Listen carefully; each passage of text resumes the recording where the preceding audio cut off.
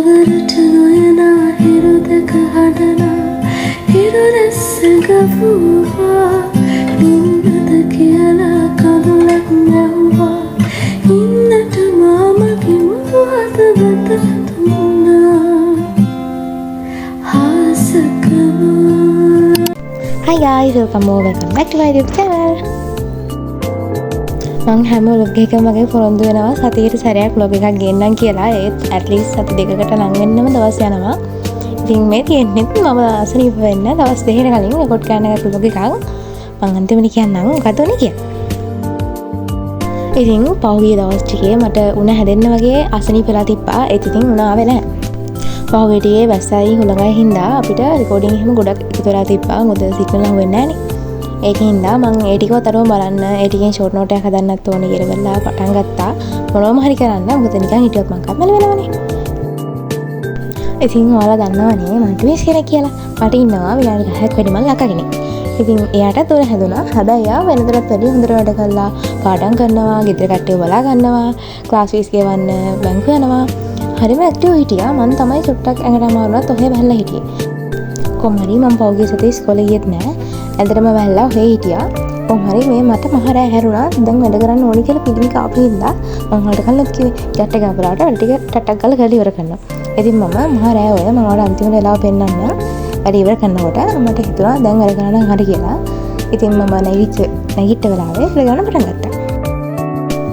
ඉතින් විනාඩි 10ක් වුණා දැක්කම ළමයි මට එයා කිව්වා ඔයාට අසනීප වෙනවා වගේ දැනෙනවා නම් ඔයා දැන් අසනීපයි කියලා හිතනවා නම් ඒක දැනෙච්ච මුල්ම වෙලාවේ ඔයාට කරන්න තියෙන වැඩ ටික ඔක්කොම ටක් ටක් ගාලා ඉවර කරන්න. එතකොට අසනීපේ වැඩිම වෙනකොට ඔයාලා නිකන් ඉන්න පුළුවන්. එතකොට වැඩ කොට ගිහිල්ලා නෑ ඩොම කියලා.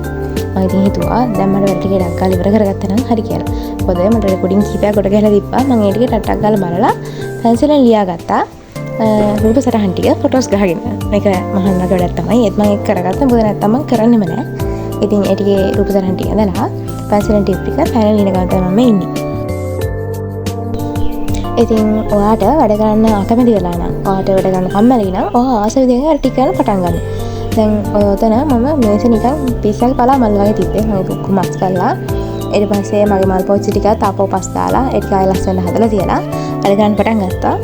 ඒත් මට නිකන් පොඩි මොකක් හරි මිසින් something missing වගේ දැනෙච්ච හින්දා මං ගිහින් මේ වගේ ටයිම් එකක් හදා ගන්නවා කියලා හිතුවා. එතකොට මට අඩුම පේනවනේ මං කොච්චරක් වැඩ කළාද කියලා. ඉතින් ඒ වෙලාවේ මට හම්බ වුණා මේ කොළ පාට ටයිම් එක. ඔයාලා දන්නවා මගේ vlogs බලන කෙනෙක් නම් මම කොළ පාටට කොච්චර ආසද කියලා. ඉතින් මම හරි සතුටුයි මේ කොළ පාට ටයිම් එක හම්බෙච්ච එක. ඔයාලා පොඩ්ඩක් චෙක් කරලා බලන්න ඔයා කැමතිම පාටින් හම්බෙන්න පුළුවන්. එහෙම නැත්නම් එක දිගටම වැඩ කරන්න එක දාගෙන. ඉතින් ඒ වගේමයි ඔයාලා බලලා තියෙනවද දන්නේ නැහැ YouTube channel එකක් තියෙනවා සර්ච් කරලා බලන්න කොපි පාට ළමයි කියලා. ඒකේ ඉන්නේ හරිම ලස්සන අක්කා කෙනෙක්. සමහරවිට ටීචර් කෙනෙක් කියනවා සිංහල ක්ලාස් කරන හින්දා. ඉතින් මම යාගේ වීඩියෝ එකක් බැලුවා. ඒ අක්කා කියනවා ඔයාට අසනීප වෙලා වගේ නේද දැනෙනවා නම් කම්මැලි වෙන්නේ නැතුව වැඩ කරන්න ඕනේ නම් ඉතින් ශක්තිමත් කරගන්න කියලා. හම්බෙන් වුණත් මට මේ වීඩියෝ එක හම්බෙච්ච හින්දා හුඟක් හොඳයි. මොකද කිව්වොත් එහෙම මේ වැඩ කළා මම දවස් 2-3කටම ඇඳට වැල්ලා හිටියා. ආයෙත් මුකුත්ම වැඩක් කළේ නැහැ.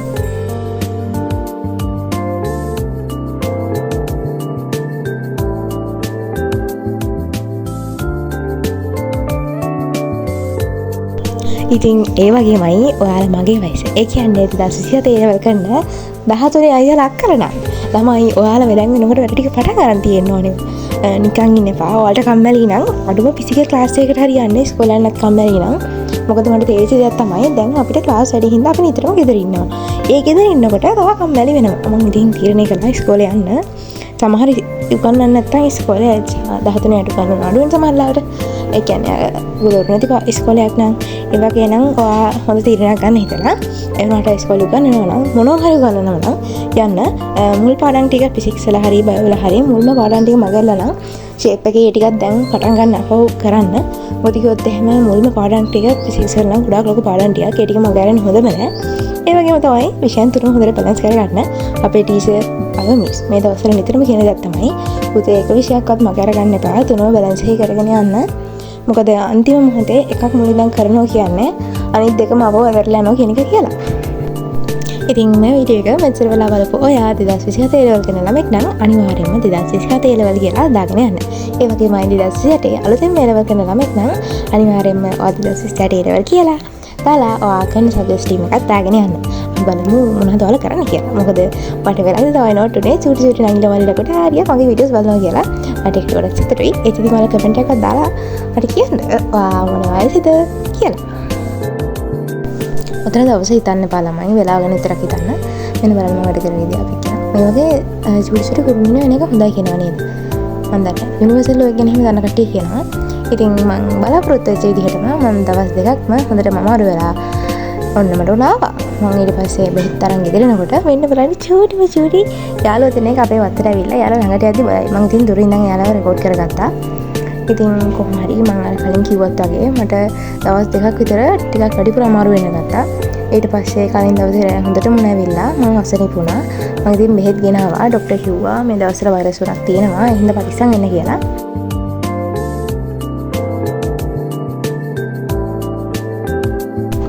ඉතින් එන්නකෝ ඔයාලට මගේ බෙහෙත් ටික පෙන්නන්න. ඒ ටිකේ එක එක ලස්සන පැති ගොඩක් තිබ්බා. හරිද? ඒකේ රෝස පාට පෙට්ටක් තිබ්බා. ඒක ඇතුලේ චූටි බෝල ගොඩාක් තියෙනවා. හරිද? ඒක හරිම ලස්සනයි. ඒ වුණාට ඒකම තිත්තයි. එන්න එක මම දෙනවා 10න් දෙකක් එච්චරයි. 10න් දෙකක් දෙන්නත් බෑ. හැබැයි ඉතින් මට ඉක්මනට හොඳ වෙච්ච හින්දා ඒක 10න් 100ක් විතර දෙන්නත් පුළුවන්. හරි. anyways. හරිද? මේ දවස්වල වැස්සත් එක්ක ගොඩාක් ලෙඩ පැතිරෙනවා. ඩෙන්ගුත් හොඳටම මේ පැත්තේ එහෙමනම් පැතිරලා තිබ්බා. කහවල්ත හොස්පිටල් එකට එහෙම ගිය කෙනෙක් දන්නවා ලෙඩ කොච්චර ඉන්නද කියන්න. ඒ හින්දා හැමෝම ගොඩක් පරිස්සම් වෙන්න, ගෙදර කට්ටියත් පරිස්සම් කරන්න. ඒ හින්දා වත්ත පිටිහිම සුද්ධ කරලා පරිස්සමට ඉන්න. පේනොන් බොන තියෙන බෙහෙත් වල මේකක්වත් පොඩ්ඩක්වත් ආස නැහැ. ඒ හින්දා හරිව පරිස්සමට ඉන්න. අනිත් නරකම දේ තමයි ළමයි මට සාමාන්‍යයෙන් ඉඩ උනා කියලා කන්න ලොකුවට අමාරු වෙන්නේ නැහැ. ඒ වුණාට මට මේ පාර උනා හැදුනාට පස්සේ නම් පුත්ම කන්න හිතෙන්නේ නැහැ. හරිම අප්පිරියයි. ඒ වුණාට හරිම වාසනාවන්ත විදිහට මට ඉන්න විනාඩි 10ක් පිටිමල්ලා කෙනෙක් එයා මට රස කෑම ගොඩක් හදලා දුන්නා. එයාට රස කියන්න පුළුවන්. ඉතින් මම සතුටුයි. ඉතින් මම අතර ගිහින් යනවා. අපි තවත් දවසකට ලෝකෙ හම්බෙමු.